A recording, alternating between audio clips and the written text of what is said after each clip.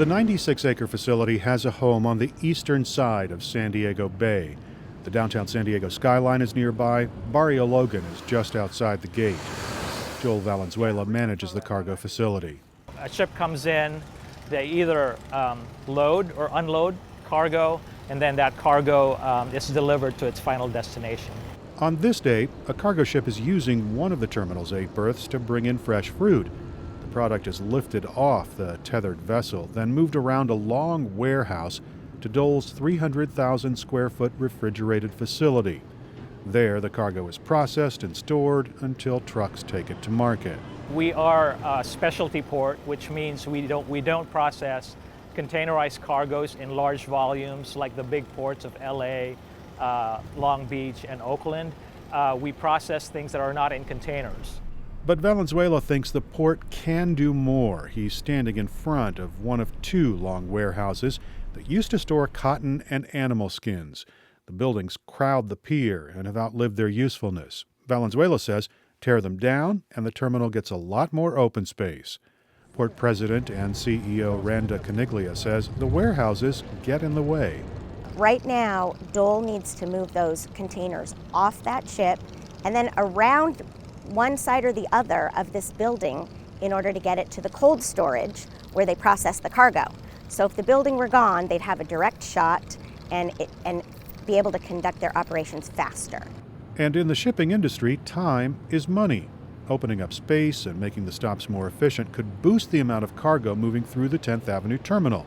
There's hope the renovation could quadruple deliveries over time, and that means a lot more money for the port. Increasing the throughput, which creates more jobs and more economic impact for the region. But increasing the amount of cargo coming through the 10th Avenue terminal is also increasing the amount of truck traffic moving in and out of the facility. Barrio Logan resident Erik Ortega says that means more pollution in his neighborhood. We expected more traffic, more pollution, and it's hard to find a way to not to stop, but to let the people they don't know Barrio Logan, the way we live here, and how are people getting sick. Ortega and his wife Alexia currently live in a modest home just a half block away from Cesar Chavez Parkway. They were fixing breakfast on a recent morning before discussing their concerns. Alexia Ortega says the neighborhood already suffers from pollution generated at the port and other industrial sites. I have a lungs like if I've been smoking all my life.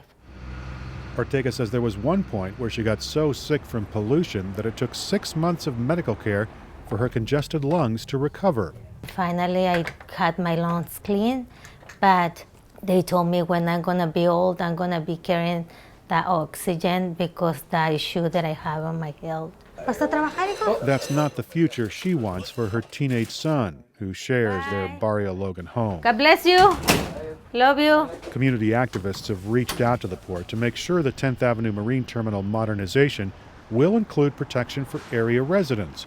Joy Williams works for the Environmental Health Coalition. She says the port is working with the community to mitigate the impact. We're talking about adding additional pollution to a community that's already impacted and already at high risk. Williams is hopeful the port will come up with a solution that allows for the expansion without any serious environmental impacts. She says there are easy things like rerouting truck traffic, and there are long-term solutions that will control or even reduce pollution at the terminal. Where we see terminals going into the future is increasingly electrified and away from diesel.